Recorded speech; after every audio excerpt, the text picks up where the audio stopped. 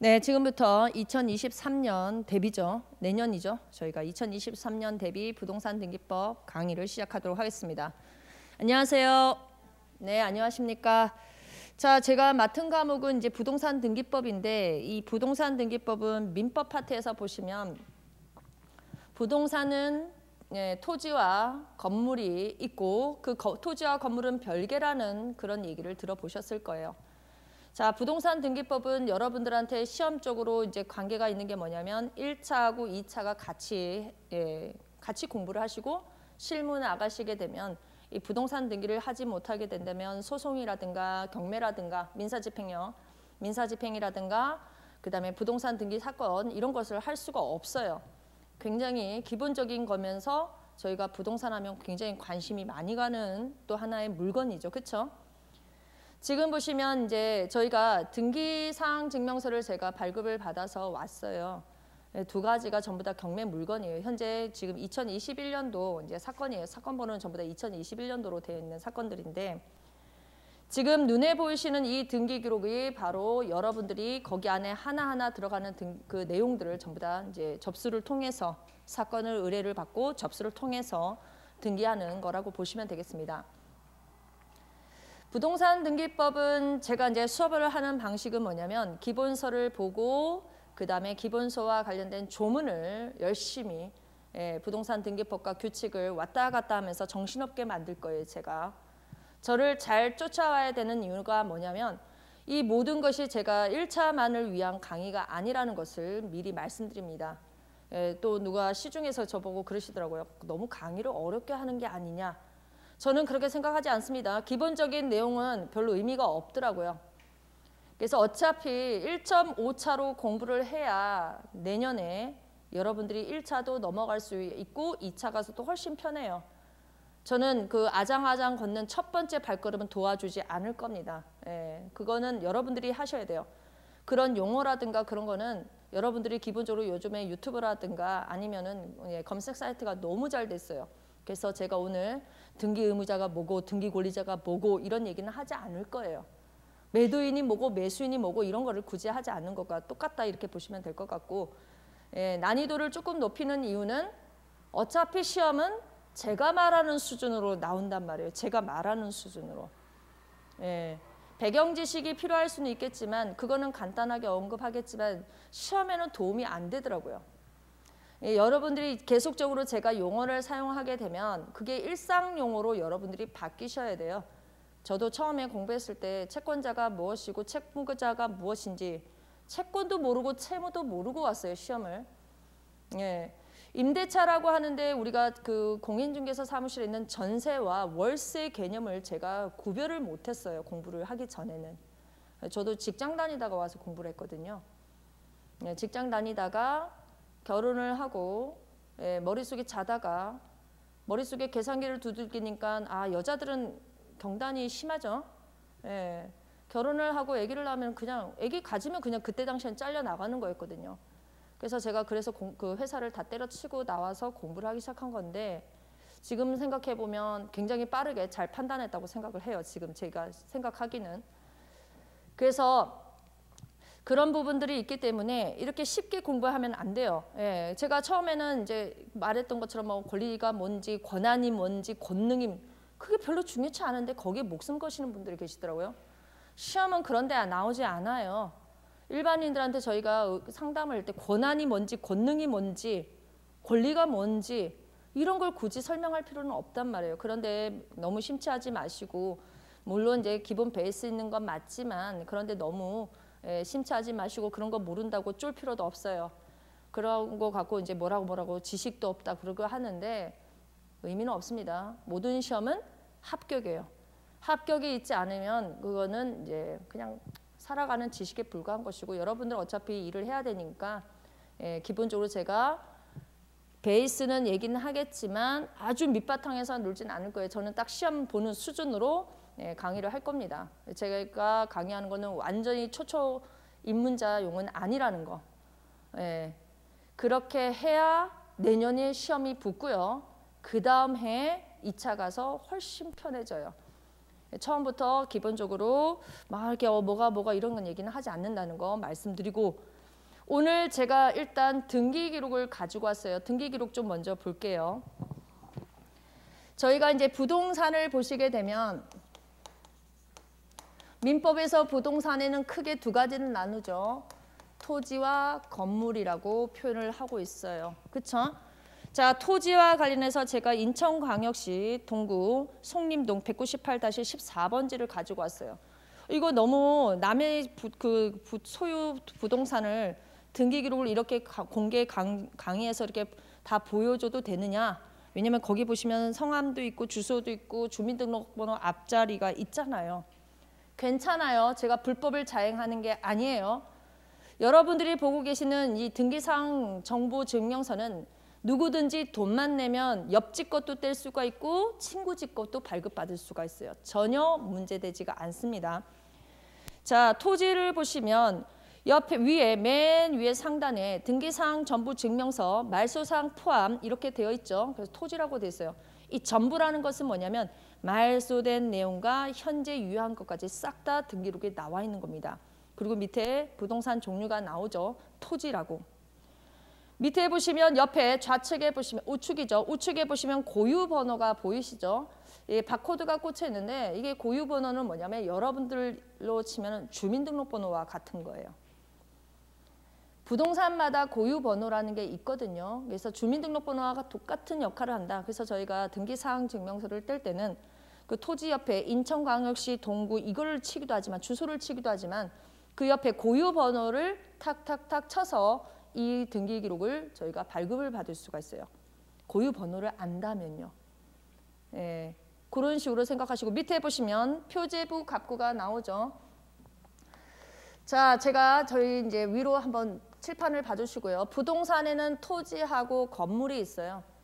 네, 부동산에는요 토지하고 건물인데 이 토지하고 건물을 관리를 해야 될 거 아니에요. 그렇죠? 국가에서 관리를 해야 되는데 이걸 토지에 대해서는요 저희가 대장과 이 토지 대장과 토지에 대한 등기 기록으로 나눕니다. 제가 나중에 이제 부동산 등기법을 할 때 이렇게 말씀드릴 건데 부동산 하나마다요. 대장도 하나, 등기 기록도 하나예요.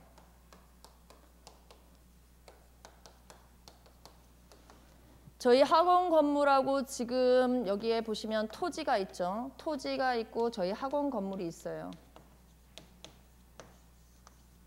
그러면 토지에 대해서는 뭐가 있냐면 토지 대장이 있고 건물에 대해서는 건축물 대장이 있고요. 그 각각에 대해서 대장 개수만큼 뭐가 있냐면 전부 다 등기 기록이 있는 거예요. 지금 학원과 관련해서 저희 학원 건물은 각 호실이 있지만 이게 사실상 이거 한 동짜리가 아파트 같은 게 아니잖아요. 주택, 연립주택도 아니에요. 이거는 오피스텔도 아니에요. 이거는 지금 하나의 부동산 이 건물에 대해서 소유자가 한 분밖에 안 계세요. 그래서 자꾸 건물이라고 하지만 실제 이 건물 안에는 일반 건물이 있고요. 그 다음에 아파트와 같은 지금 보시면 집합 건물이라는 게 보이실 거예요. 집합 건물과 같은 이런 것들도 있답니다. 우리 민법에서 배우셨죠? 민법에서 임대차 배우셨죠? 민법에서 임대차 배우실 때 임대차 안에 주임법도 배우셨단 말이에요. 주임법도 배우시고 상가 임대차도 배우셨죠? 그러면 민법에서 잘 생각해 보시면 민법에서 단순하게 임대차라고 했단 말이에요. 단순하게 임대차. 단순하게 임대차는 뭐냐면 토지하고 건물을 얘기했던 거예요. 근데 민법에서 임대차 할 때 토지하고 건물을 얘기했는데 이 건물을 조금 더 쪼갠 게 주택이냐 상가냐 아니면 우리 그 학원 같은 건물 이거는 뭐 상인법이라고 하긴 그렇지만 아무튼 주택과 상가에 대해서 조금 더 구체적으로 들어가기 위해서 주임법이 나오고 상인법이 나온 거예요. 건물에도 일반 건물과 집합 건물인데 시험에서는 사실상 이 집합 건물이 제일 어렵고 여러분들이 가지고 싶은 게 집합 건물이잖아요. 그렇죠? 아파트, 서울에서 아파트 사고 싶다. 아파트 사신 분들은 나중에 뭐예요? 주상복합으로 상가 하나 사고 싶고 그 다음에 상가 건물 자체를 통으로 사고 싶잖아요. 강남 저 도곡동 도곡대로에 예, 도산 거기 있잖아요. 도산대로. 그쪽이 갖고 싶잖아요. 그래서 부동산 하나마다 대장 하나, 등기 기록 하나라는 걸 머릿속에 기억을 해주셨으면 좋겠어요. 토지도 단순하게 저희가 토지라고 하지만 실제 잘 생각해 보면 이 토지 안에도 저희가 뭘 배울 거냐면 나중에 농지를 배우실 거예요. 농지. 농지도 있고요. 그 다음에 임야, 산 같은 걸 또 산을 우리가 토지라고 하지 건물이라고 얘기는 하지 않죠. 실무 나가시게 되면 임야도 굉장히 많이 보실 거예요. 산도 경매를 하잖아요. 산도 하고요. 묘지도 해요. 분묘, 묘지 땅 있잖아요. 그것도 다 한단 말이에요.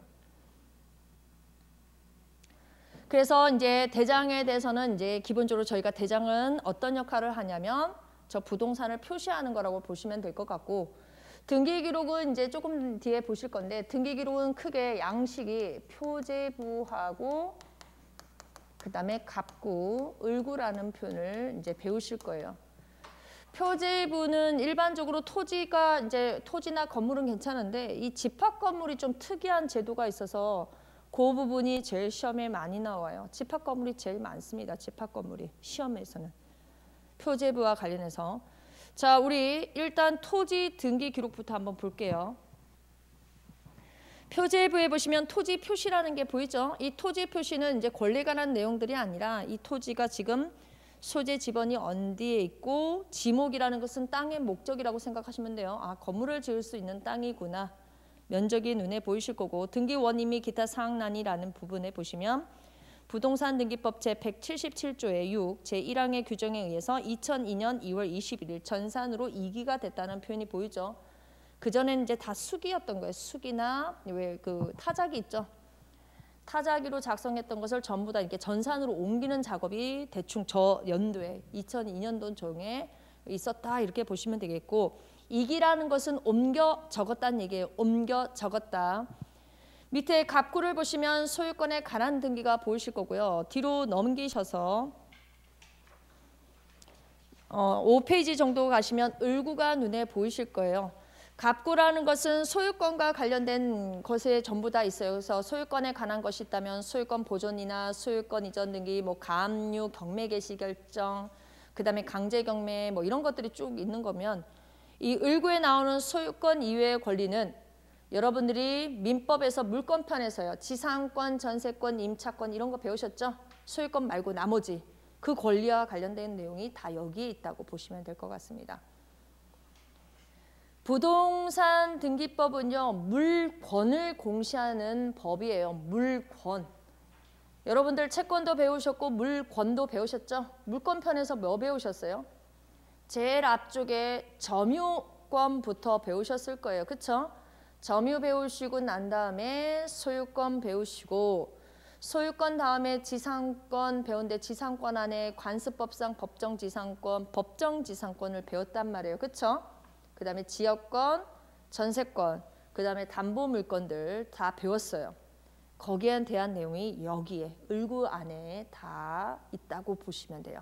모든 권리는 저희가 등기를 하는 거 아닙니다. 소유권 빼고 물권편에서 우리가 할 수 있는 등기는 유치권은 뭐예요? 유치권은 뭐고 근저당은 뭐예요? 유치권은요. 물건을 점유하는 거죠. 예, 점유하는 거기 때문에 등기는 하지 않습니다. 근데 근저당을 잘 생각해 보시면 은행에서 대출 받으면 은행의 그 지점장님이 저희 안방에 들어 앉아 있는 건 아니죠. 관념적인 점유라는 표현을 쓰잖아요. 점유를 하지 않아요. 그럼 근저당이 설정된지 어떻게 알아요? 바로 을구를 보고 저희가 근저당을 설정했다는 걸 알 수가 있고 그 다음에 전세권자도 있는구나를 알 수 있어요. 지금 거기 을구를 보시면 순위번호, 등기 목적, 접수, 등기 원인, 권리자 및 기타 사항란이 보이실 거예요.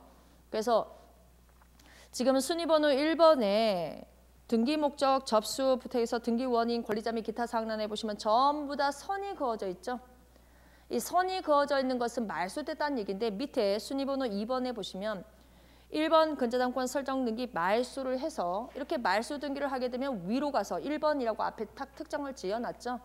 그래서 위로 가서 말소 표시를 하는 겁니다. 3번도 보시면 3번에도 말소 표시가 보이죠. 순위번호 4번에 봤더니 뭐라고 했어요? 3번은 근저당권 설정 등기 말소, 등기 원인은 해지죠. 거기에 등기 원인과 접수란을 잘 보시면 날짜가 두 개가 나올 거예요. 해지는 해지한 날에 그게 날짜이고요. 접수는요. 그 보시면 2019년 7월 18일 날 접수 했던 근저당을 2019년 10월 31일 날 접수를 했다는 거면 그날 등기소에 출석했다 이렇게 보시면 돼요. 아, 그러면은 10월 30일 날 해지를 하고 그쵸? 그 다음 날 등기소 가서 이 말소 등기를 신청했구나. 그 말소 등기를 신청하면서 순위번호 3번에 삭선이 지워졌구나. 삭선이라는 거, 중간에 줄거 있는 걸 저희가 삭선이라고 표현하거든요. 아, 삭선이 그어진 거구나. 이렇게 보시면 돼요. 지금 1번하고 3번을 보시게 되면 이게 단순한 근저당권이 아니라 갑구 4번 강호정 지분 전부에 대해서 근저당이 설정됐다는 게 보이죠? 이 말은 부동산 전체에다가 근저당을 설정했다는 게 아니에요. 아, 누구 지분에 대해서도 근저당을 설정할 수가 있구나.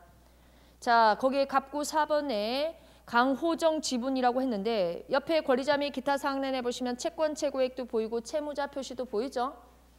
채무자도 강호정, 근저당권 설정자도 강호정이면 어떻게 되는 거예요? 채무자하고 근저당 설정자가 뭐예요? 동일한 사람이에요.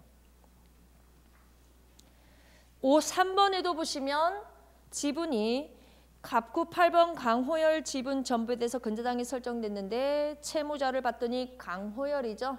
역시 채무자하고 뭐가 설정자가 동일한 케이스예요. 거기에 중간에 권리자 및 기타 상란에 보시면 전부 다 공동담보라는 표현이 보일 거예요. 이거는 지금 토지 사건인데 공동담보는 뭐냐면 저 채권 최고액 금 1,300만 원에 대해서 공동담보로 모두 갖다 묶은 거예요. 토지만 묶은 게 아니라 건물까지. 그래서 공동담보라는 표현을 눈으로 보이시는 거예요. 그러면 우리가 민법에서 배웠던 공동저당 있죠?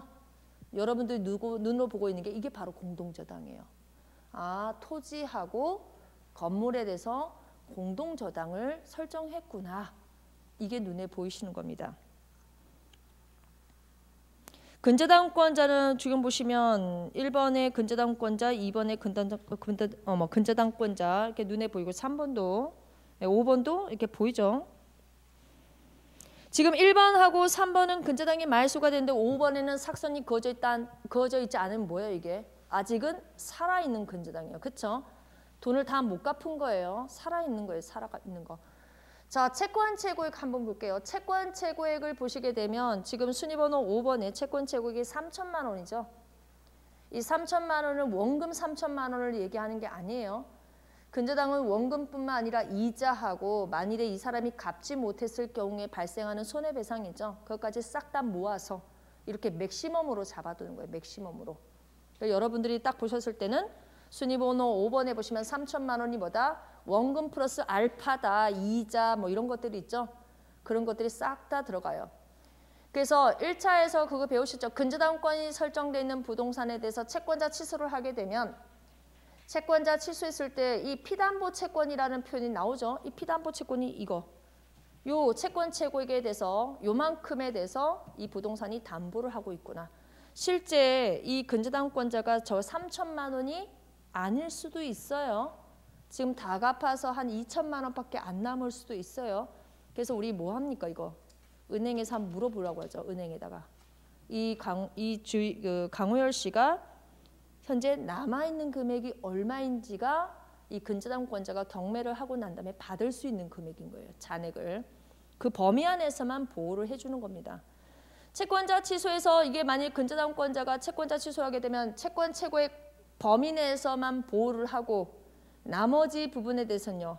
일반 채권자와 똑같이 적용되는 부분이 있기 때문에 만일에 순위번호 5번에 주식회사 더 자산관리 대부가 3천만 원이 아니라 지금 현재 채권 최고액이 3천만 원을 넘어서 5천만 원에 있다. 그러면요. 3천만 원만 이 부동산에서 보호를 받는 거고 나머지 2천은 다른 부동산을 찾으러 다녀야 되는 거예요.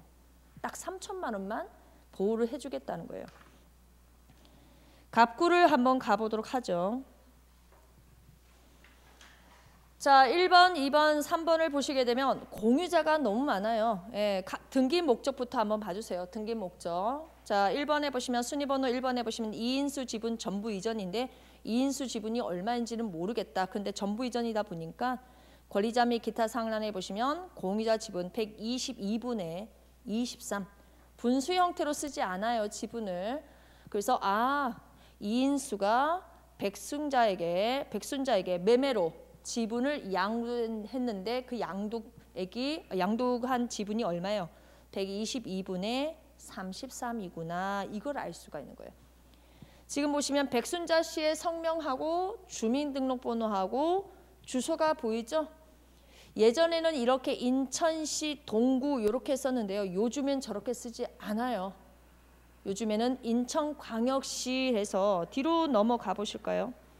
3페이지 한번 보세요. 3페이지 정도. 3페이지 정도 보시면 거기에 2021년 맨 17번요. 순위번호 17번에 보시면 3번 점석 지분 전부 이전해서 2021년 8월 12일 날 접수했는데 돌아가신 때는요. 1997년인 거예요. 그래서 여기에 보시면 지금 김동윤 씨의 인천광역시라고 되어 있죠. 예, 여기 저희 주소는요. 이렇게 인천광역시 동구에서 약기 줄이지 않고 여러분들이 원래 쓰는 대로 이렇게 쓰게 되어 있습니다. 지금 보시면 전부 다 주민등록번호 앞자리까지만 보이고 뒷자리는 안 보이죠. 성별이 안 보여요. 성별이 안 보여요. 이걸 뭐라고 하냐면 바로 공시제한. 눈에 안 보이게끔 막아버리는 거예요. 예전에는 주민등록번호가 다 나왔었거든요. 예전에 다 나왔어요. 그런데 요즘에는 개인정보보호법에 의해서 앞자리까지만 생년월일만 나오고 뒷자리 주민등록번호 앞자리부터는 성별부터는 나오진 않고 있습니다. 이게 바로 공시 제한이에요. 그러니까 나중에 배우실 때는 만일에 저희가 원고 측이에요.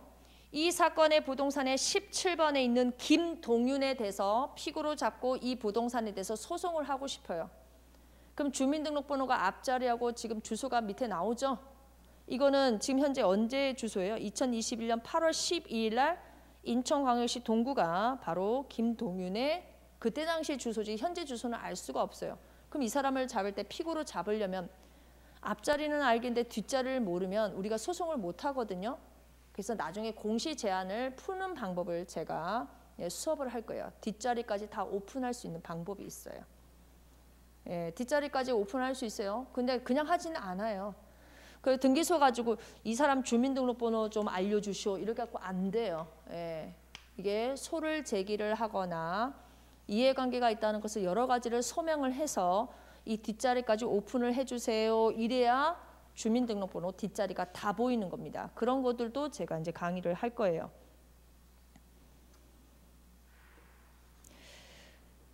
위로 10번 순위번호 10번 한번 봐주세요. 순위번호 10번.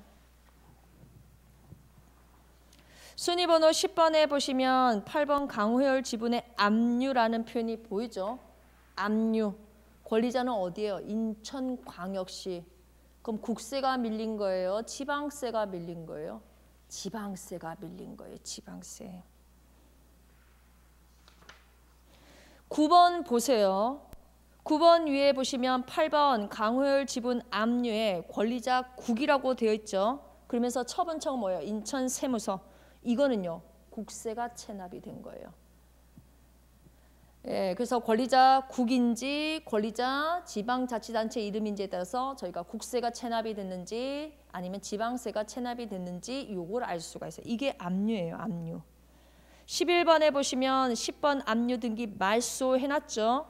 이것은 뭐냐면 이제 체납했던 것을 체납 금액을 다 내게 되면 압류 해제가 오고 압류 해제에 의해서 압류 등기가 말소되는 모습을 지금 보고 계시는 겁니다.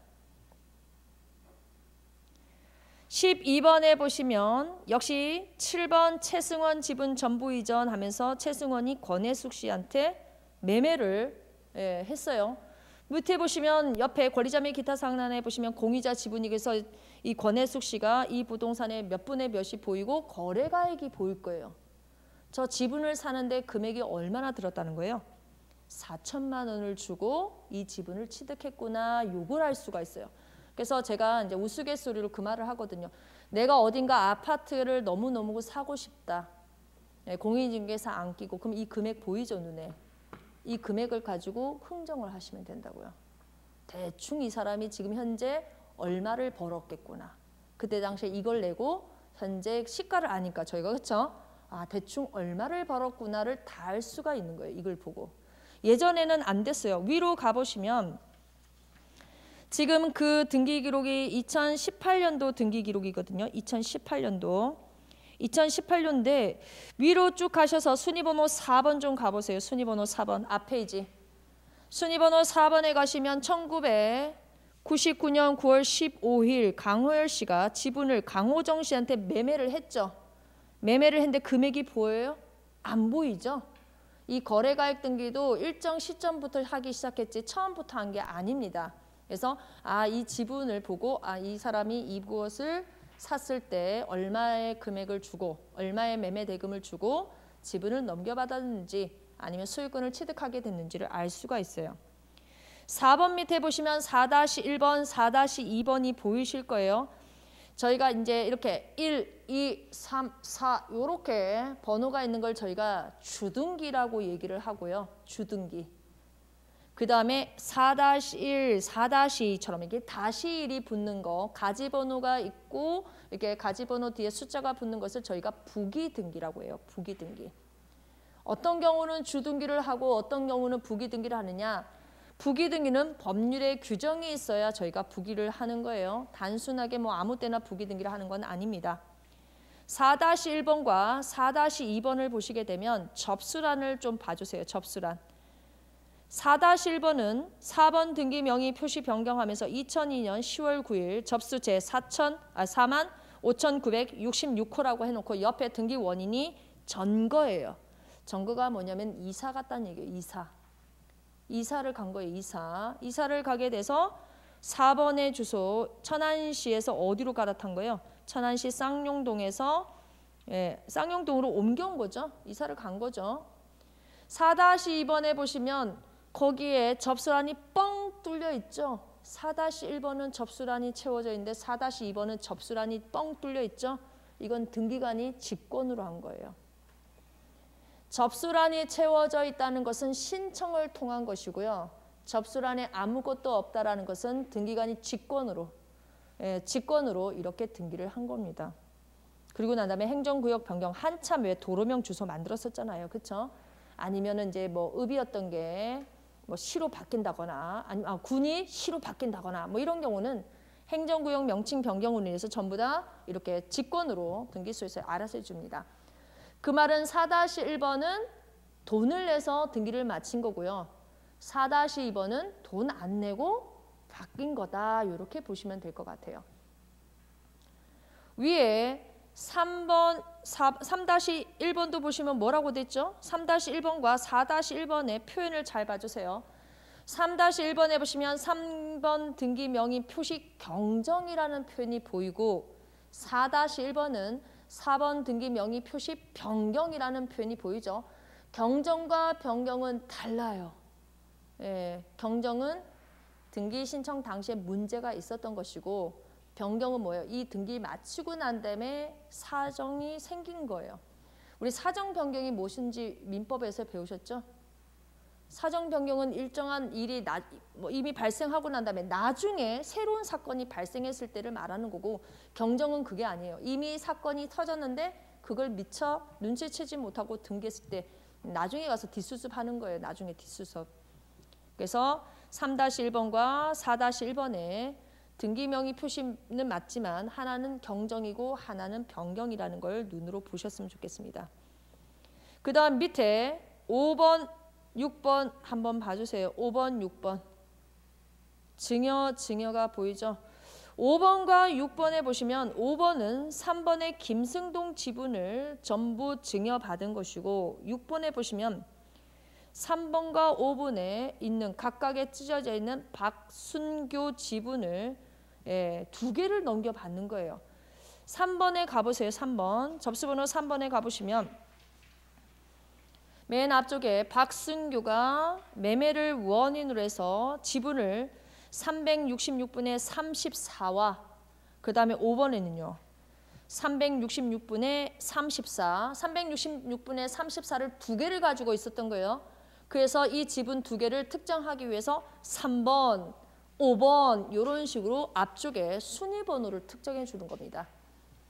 그래서 박순교가 자신의 지분 전부를 어떻게 3번에 있는 지분 366분의 34, 5번에 있는 366분의 34를 합쳐서 누구한테 이 김동호라는 사람에게 요거를 넘겨줘서 김동호가 공유자로서 366분의 68을 지금 옮겨서 가져간 게 눈에 보이실 거예요. 밑에 보시면 7번에 1번 백순자 지분 전부 이전해서 여기도 보시면 매매로 인해서 금액이 보이죠? 4,800만 원어치 얼마를 지분은 122분의 33을 받아온 거죠. 증여도 많고 그렇죠? 여러분들 지금 이렇게 하게 되면 공유자가 이 부동산의 공유자가 얼마나 있는지 알 수가 없어요. 저희가. 그렇죠? 머리가 너무 복잡해요. 이게 다 찾아낼 수가 없어요. 등기기록 보고 앞에 집부터 해서 공유자 이름을 쭉 쓴다는 건 너무 의미가 없고 진짜 할 필요도 없어요. 그래서 저희 뒤로 쭉 넘어가 보시면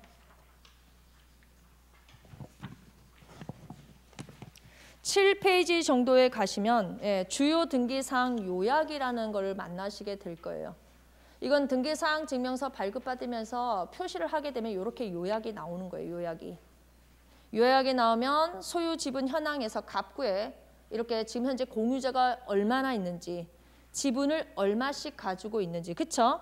그 다음에 순위 번호가 쫙 나오죠. 요걸 보고 여러분들이 체크해서 우리 의뢰는 순위 번호 몇 번의 지분에 대해서 나에게 사건을 맡긴 거구나. 요걸 알 수가 있는 거예요. 앞쪽에 그 갑구 보고는 죄다 찾으시면 안 돼요. 이렇게 요약서가 있어요. 따로. 이것도 따로 출력을 하시면 돼요. 밑에 보시면 2번에 소유권 지분을 제외한 소유권에 관한 사항 강제경매가 있는데 강제경매가 순위번호 몇 번에 있어요? 지금 18번이라고 되어 있죠. 그 다음 밑에 3점에 보시면 근저당권 및 전세권 등 해서 을구에 있는 것들이 전부 다 저희가 근저당 설정 하나 봤잖아요. 아까 중에. 그 하나만 남았었잖아요. 그렇죠? 5번 순위 하나 남았는 거. 강제경매 한번 가볼까요? 순위번호 18번. 갑구에 있어요. 갑구에.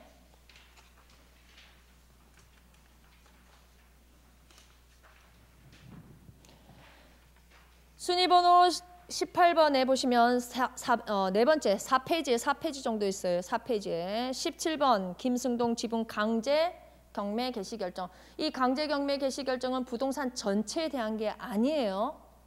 이 강승동이 가지고 있는 김승동이 가지고 있는 이 지분만 매각 물건으로 나온 거예요.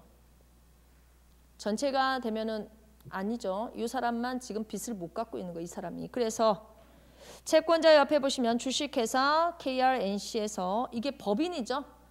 자, 법인이 등기를 신청하게 되면 이렇게 등기 기록에 기록이 됩니다. 그래서 주식회사 KRNC 있고 옆에 번호가 보이죠? 이 번호는 뭐라고 하냐면 부동산 등기용 등록번호라고 해요. 여러분들이 알고 있는 사업자, 세금 영수증 끊을 때 나오는 사업자 등록번호 이런 거 아니에요. 등기를 위해서 발급되는 번호가 있어요. 그 다음에 쭉 보시면 예금보험공사라는 표현이 보이고 거기 쪽에 어디 있나 봐요. 여기에 대표자가 누군지도 기록이 안 돼 있죠. 그거에 대해서 제가 나중에 설명을 드릴 거고 옆에 등기 원인란에 보시면 인천지방법원의 강제경매 개시결정 그래서 사건 번호가 옆에 보이실 겁니다. 나중에 민사집행을 배우시게 되면 경매가 두 가지가 있어요. 임의경매하고 강제경매가 있는데 임의경매는 우리 조금 전에 을구의 근저당권을 봤죠? 순위번호 5번의 근저당권 하나가 남아있었죠? 이 근저당권자가 이 근저당권 설정자나 아니면 채무자에게 변제를 받지 못하게 되면 우리 민법에서 배웠죠? 보증인이 있으면 보증인이 만일에 근저당권자가 보증한 사람한테 돈 갚으라고 하면 보증인은 어떻게 해야 돼요? 나한테 오지 말고 일단 채무자한테 가.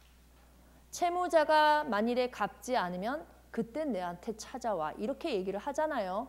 그래서 이렇게 만일에 근저당이 설정된 상태에서 물상보증인도 좋고 채무자가 빚을 안 갚게 되면 내용증명 한번 띄워보고 뭐 하냐면 소송 없이 바로 경매를 칠 수 있는 게 바로 임의경매예요. 지금 보시면 강제경매 개시 결정은 뭐냐면 소송을 통해서 오는 거예요. 소송을 통해서. 주로 이제 강제경매 같은 경우는 기존에 가압류를 먼저 하고 온단 말이에요. 가압류하고 강제경매로 가는데 이거는 그냥 가압류 없이 바로 강제경매로 바로 치고 들어간 겁니다. 소송을 통해서. 그래서 이 채권자가 주식회사 KRNC가 누구를 상대로 김승동을 상대로 소송을 해서 이기고 난 다음에 어디로 가요? 집행법원에 가서 이렇게 강제경매를 신청하게 되면 요 18번의 등기는 옆에다가 촉탁이라고 써주세요. 저희가 법무사 입장에서는 어떻게 하냐. 사건이 여기 KRNC가 저희의 사무실에 오면요. 일단 소송 제기를 해서 소송 제기를 하게 되면 민사집행법에 의해서 집행법원에다가 이 인천광역시 이쪽에다가 관할법원에다가 경매를 신청합니다. 강제경매를.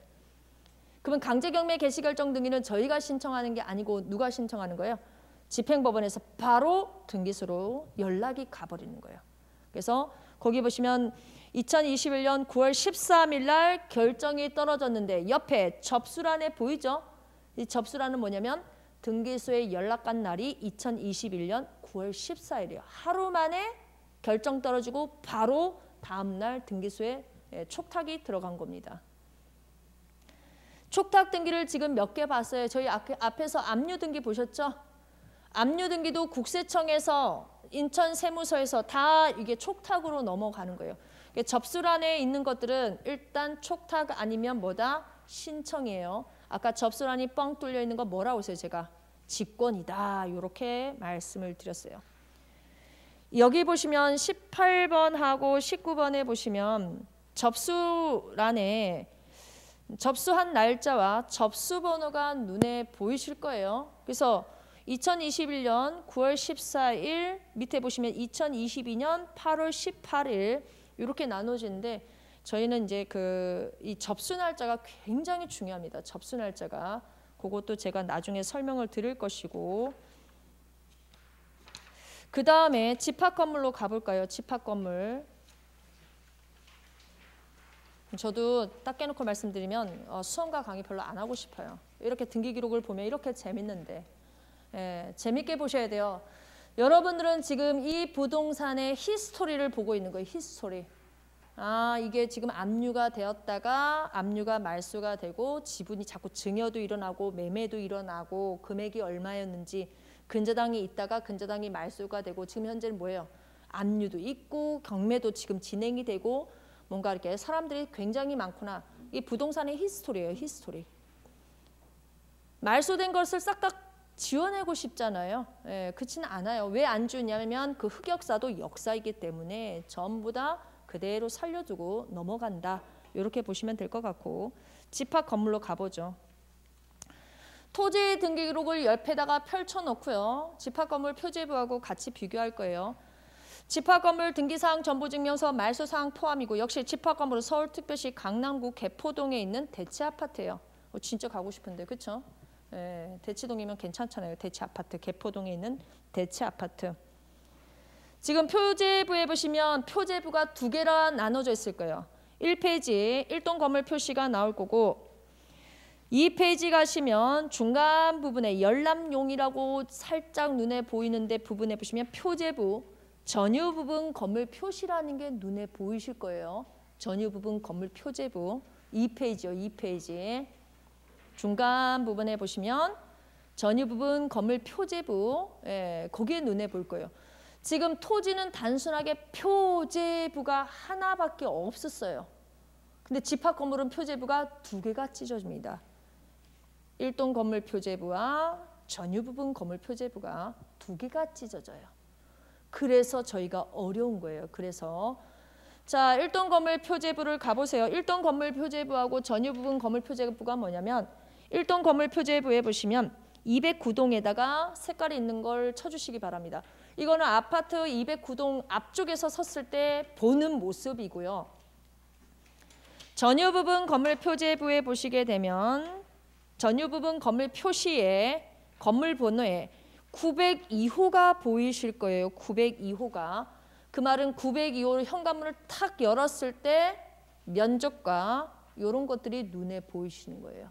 그래서 1동 건물 표시는 외관이요. 209동 밖에서 209동을 바라봤을 때고 전유 부분 건물 표제부는 뭐예요? 이 현관문을 902호를 문을 탁 열었을 때 보여지는 면적과 벽면과 그런 것들이 눈에 보이시는 겁니다.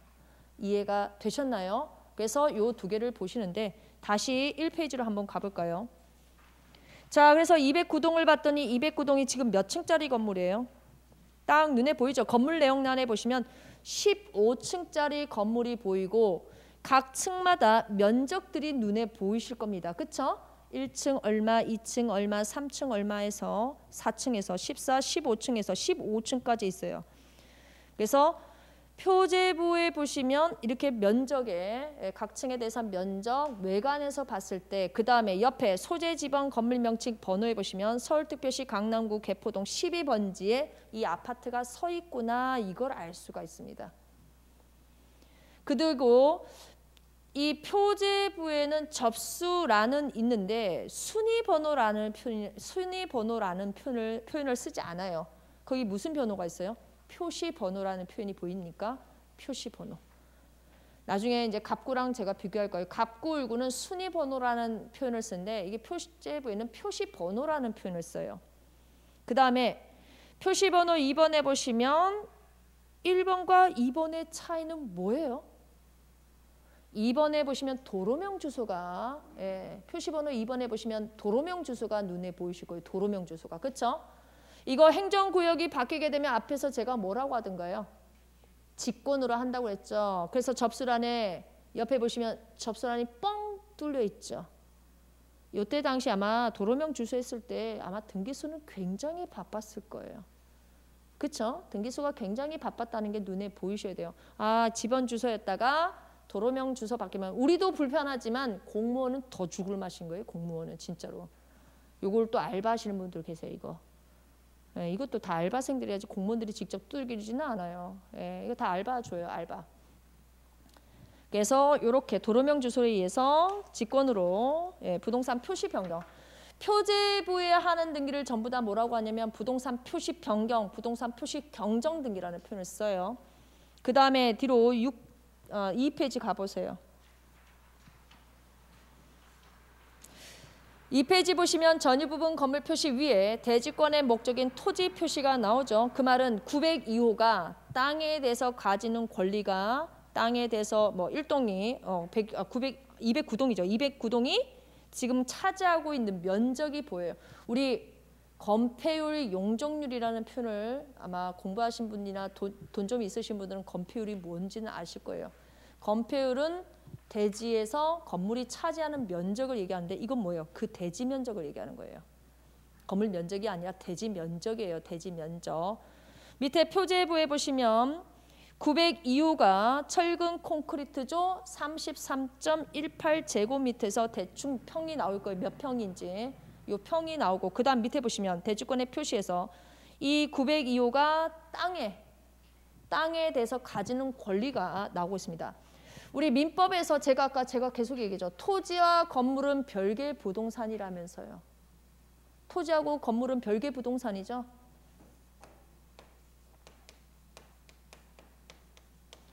토지하고 건물인데 여기에 만일에 소유권 이전 등기에서 토지 소유자가 갑이에요. 건물의 소유자가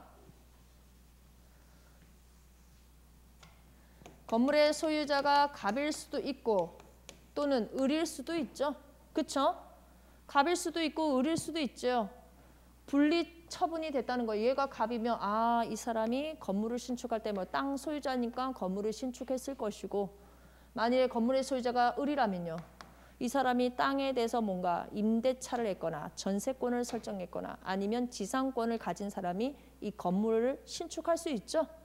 그래서 우리가 나중에 그 민사집행에서 그거 배우잖아요. 이거 다시 계속하자고 했더니 거절당한 뭐예요? 건물, 지상물 매수 청구권. 야, 나 그러면 계속 못 살게 할 거면 너 나 건물 좀 네가 좀 사줄래? 이렇게 할 수 있잖아요. 이렇게 됐는데 저희가 이게 소유자가 이렇게 있으면 이 건물만 따로 이렇게 팔 수도 있어요.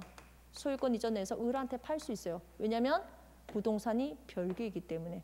근데 이 아파트는 그러지 않아요. 아파트는요. 토지가 있으면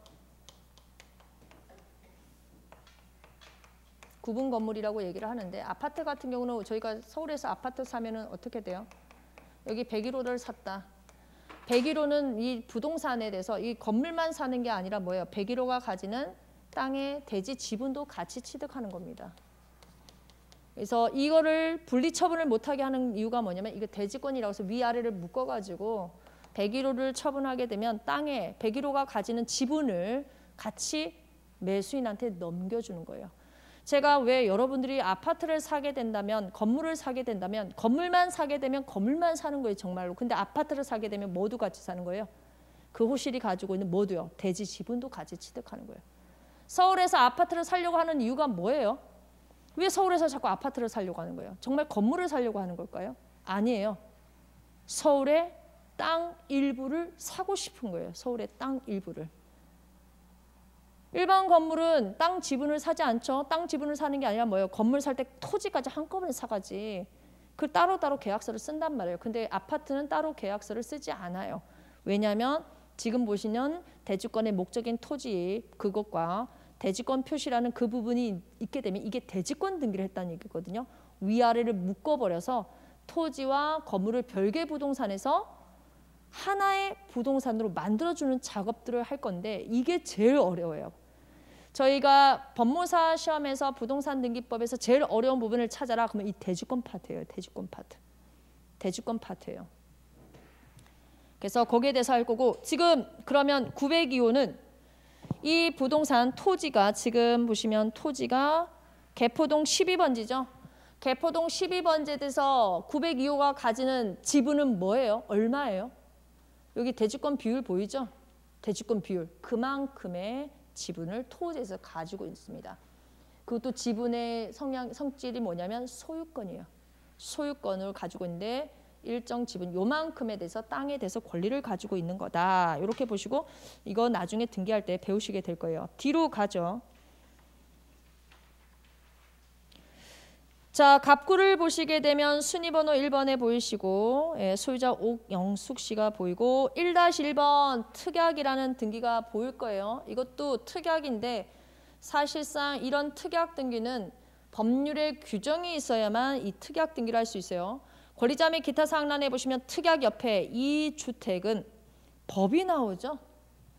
주택건설 촉진 법령 및 서울특별시 도시개발공사와의 약정에 의해서 서기 진짜 옛날이네. 서기 1997년 10월 19일까지 전매할 수 없음. 앞쪽에 법령이 나오죠. 예, 그 법에 의해서 서울특별시하고 약정을 맺어서 이렇게 특약 등기를 한다.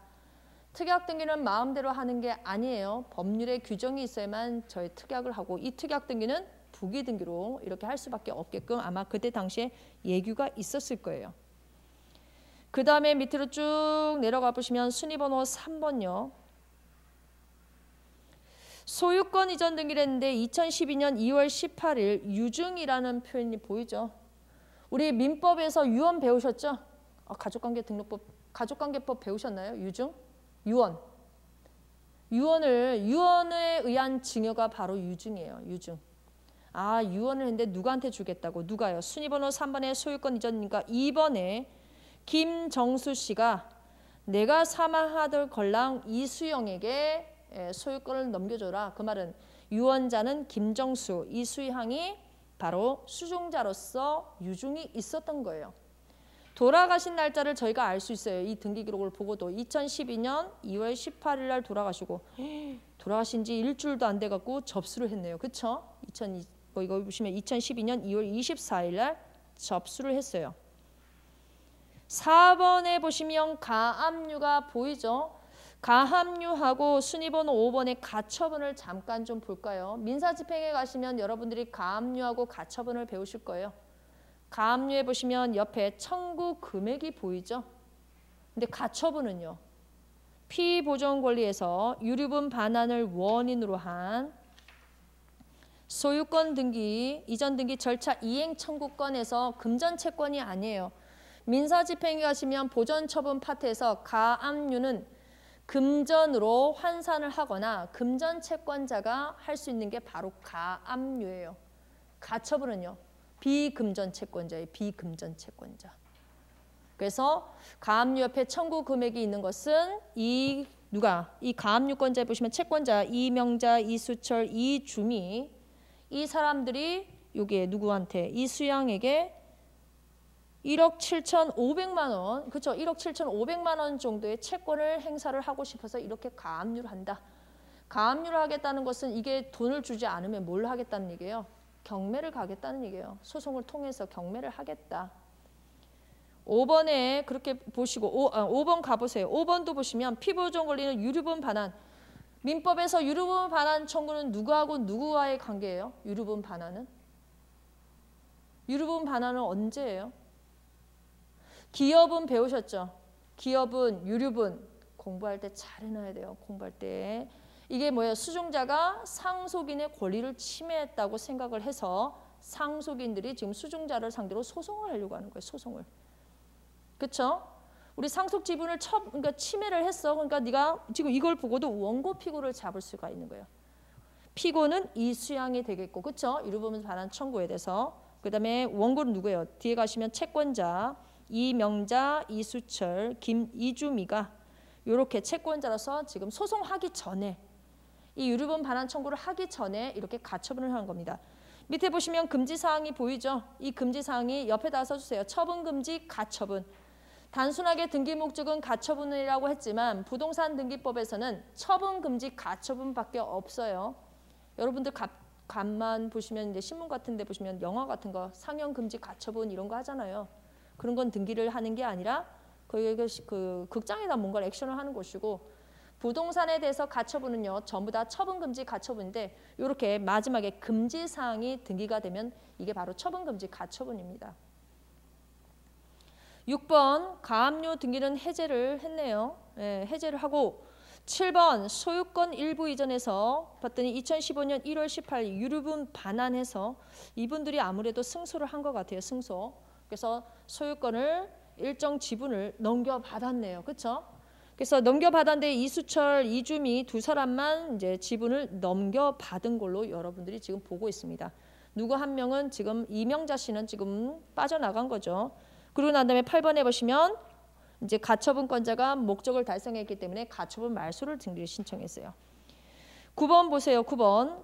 이거 보시면 옆에 끝에 가등기라는 게 보이실 거예요. 가등기. 3번 이수양 지분 전부 이전 청구권 가등기. 그리고 등기 원인이 뭐냐면 매매예약이에요. 민법에서는 매매예약 살짝 보셨을 거예요. 매매예약 완결 의사 보시면서 판례 같은 걸 좀 몇 개 보셨을 텐데 이렇게 가등기를 하게 되면 이렇게 하는 거예요. 이 가등기권자는 지금 뭐예요? 매매 계약을 하기에 앞서서 매매 예약을 미리 걸어 놓은 거예요. 미리. 왜 매매 예약을 하고 가등기를 왜 해놓을까요?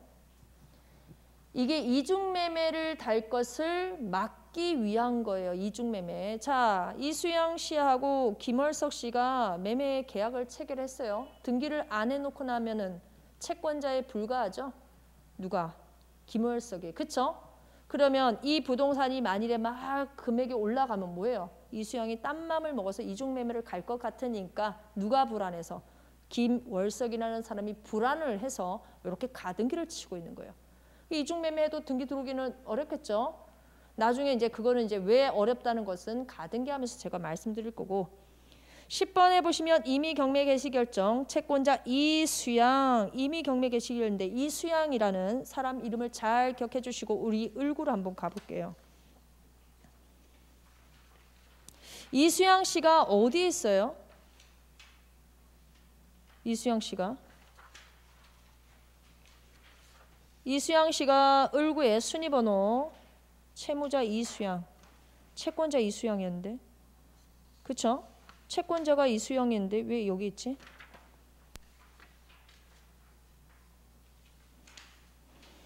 (2020년 11월 12일) 이수양이 채권자인데 근저당이 아무것도 없는데 어떻게 이미 경매 개시 결정이 왔지? 여긴 또 뭐가 사연이 있나 보네요. 네, 뭐가 사연이 또 있나 보네. 뭐가 보여지지 않는 거. 네, 그거는 이제 둘째 치고. 그래서 여러분들은 지금 10번에 이미 경매 개시 결정 등기를 보고 있습니다. 채권자 이수양 보시고 뒤로 을구 한번 보죠. 을고에 보시면 순위번호 1번에 근저당 설정 등기가 돼 있고 1-1번에 보시면 전 1번 등기는 즉 지금 위에 있는 거요. 등기는 건물만에 관한 것이다. 지금 근저당은 어디에만 설정됐다는 거예요. 제가 아까 이렇게 대지권 등기를 하게 되면 이거를 하나의 부동산으로 본다고 했죠. 예. 근데 이 근저당은 어디에만 있대요? 건물에만 있게끔 한다. 그러면 뭐예요? 이 근저당은 어디에 영향을 주지 않냐면 토지 지분에는 영향을 주지 않습니다. 요것도 나중에 대지권 등기 가서 배우시게 될 거예요. 굉장히 어려운 난코스의 등기예요. 이거는. 밑에 보시면 1-2번 공동담보에서 뭐가 거의 목적물이 눈에 보이시고 1-3번에 근저당권 변경이 보이죠. 위에 1번에 있는 채무자 표시하고 1-3번에 채무자 표시를 한번 봐주시겠습니까? 같은 근저당이에요. 1번, 1-1번, 1-2번, 1-3번은 전부 다 1번에 다양한 내용이에요. 자, 1번에 봤더니 채무자가 옥영숙이에요. 그쵸? 근데 1-3번에 갔더니 채무자가 누구로? 김정수로 바뀌었죠. 그쵸? 그 앞쪽에 등기 원인에 보시면 뭐예요? 확정 채무의 면책적 인수. 우리 채무인수에는 두 가지가 있죠. 민법에서 배웠죠. 중첩적 채무인수와 면책적 채무인수. 중첩적 채무인수는 오경순과 김정수가 함께 이 부동산에 대해서 채무, 근저당에 대해서 채무자가 되는 것이고 이렇게 면책적 인수면 오경숙은 나가고 새로운 뉴페이스 김정수가 채무를 지는 게 면책적 채무인수죠. 예, 그 여러분들이 지금 면책적 채무인수를 눈으로 보고 계시는 겁니다. 눈으로. 2번에 쭉 내려가시고 옆에 그 2-1번도 역시 확정 채무의 면책적 인수라는 표현이 보이죠. 2-2번 볼게요. 2-2번. 근저당권 이전이라는 표현인데 근저당권 이전이 뭐냐면 근저당권자가 바뀌었다는 거예요. 순위번호 2번에 보시면 근저당권자가 진짜 옛날 이름이네. 한국주택은행. 진짜 주택은행이 있었어요. 예, 한국주택은행이 2-2번에 의해서 회사 합병해서 누구예요? 아, 국민은행이 주택은행을 꿀꺽 삼킨 게 눈에 보이지 않나요? 아, 회사 합병 나중에 상법 배우실 거예요. 주식회사 합병. 지금 보시면 한국주택은행을 누가 꿀꺽 삼킨 거예요? 바로 주식회사 국민은행이 합병을 시켜서 남아있는 회사는 현재 뭐예요? 국민은행이 남아있잖아요. 그래서 근저당권에 이런 방식으로 넘어가는 겁니다. 뒤로 가시면 6페이지요. 6페이지 보시면 맨 위에 거기에 담보지원센터라는 게 보여요. 국민은행도 여기 여의도 안에도 굉장히 여러 가지가 많죠. 여기 저희 서울대 입구에도 서울대 입구 역짐점이 있고 봉천역에도 있고 많아요. 그래서 가로에 보시면 담보지원센터라는 건 뭐냐면 대출이 실행된 대출이 아니면 그 근저당을 넘겨간 곳이 국민은행의 무슨 지점 담보지원센터에서 이 근저당을 가져갔구나. 그럼 현재 근저당권자는 국민은행은 맞지만 뭐예요? 담보지원센터에서 이 근저당을 관리를 하고 있구나. 이렇게 보시면 돼요. 만일에 여러분들이 이 부동산을 사고 싶다. 근저당이 있다. 그러면 근저당에 지점이 있을 거예요. 그 지점에다가 요걸 문의를 해보시면 이 채무의 금액이 현재 얼마 남아있는지 뭐 개인정보이기 때문에 접근하기는 어렵겠지만 이게 알아낼 수 있는 방법은 있어요. 뒤로 가시면 7페이지 한번 보세요. 7페이지. 그 다음 페이지요. 주요 등기사항 요약이라고 해서 지금 보시면 이수양 씨가 단독으로 가지고 있네요. 이수양 지분이 근데 3개로 쪼개져 있는 게 눈에 보이실 거예요. 7번, 3번, 7번. 이수철 3명이네요. 이수철이, 이수양, 이주미가 이렇게 3명이 각각에 대해서 지분 얼마씩 가지고 있는지 눈으로 보이신데 이런 숫자는 처음 보셨죠? 이런 숫자 굉장히 많고 소수점이 찍혀있는 형태로 분수 형태도 많습니다. 2번에 보시면 이제 갑구에 약정 등기가 아까 있었고 가등기도 있었고 임의경매 개시 결정 등기도 있었고 거기 보시면 임의경매 개시 결정했는데 채권자 이수양이고 채무자는 누구예요? 이수철. 둘 간에 뭐가 문제가 있네요. 그렇죠? 둘 간에 뭔가 채권 채무 관계가 있구나가 눈에 보이는 거예요. 앞쪽에 제가 그랬잖아요. 이상하다. 왜 이수양이 채권자지? 그렇게 얘기했었죠. 제가. 그 부분이 여기서 해결이 되죠. 그래서 지금 이 등기를 제가 간단하게 보여드린 이유는 여러분들이 지금부터 배우는 모든 등기가 여기와 관련이 다 있고 이거를 잘 봐야 뭘 할 수 있다? 권리 분석을 할 수가 있어요. 권리 분석을. 부동산은 권리 분석을 잘하고 입지를 잘 확인을 하시고 각종 세금을 잘 하게 되면 부자가 될 수 있어요. 예, 많은 법무사님들이 지금 실무 나가셔서 경매하시는 분들이 굉장히 많아요. 그래서 뭐 입찰 대리도 할 수 있겠지만 본인이 직접 지분도 경매를 많이 받으시더라고요. 지분을 많이. 조금 전에 지분 보셨죠? 저희가 지분에 대해서 소유권 이전 등기를 받을 수가 있어요. 그래서 부동산 전체, 요즘에 젊은 사람들 그렇죠? 나도 집이 있어요. 그러면서 건물을 살 때 뭘 사요? 지분을 사서. 그림도 지분을 사잖아요, 요즘에. 예, 젊은 사람들이 재테크가 돈이 없으니까 주식 대신에 뭐예요? 주식도 알고 보면 회사에 대한 지분 아닌가요? 예, 일정 지분을 사는 거랑 똑같기 때문에 그렇게 해서 여러분들도 또 재테크용으로도 이거를 볼 수 있습니다. 자, 등기 기록은 받고 잠깐 쉬었다가 우리가 부동산 등기법을 배울 때 배우는 예규 선례 그런 것들을 좀 간단히 설명하고 진도 나가도록 하겠습니다.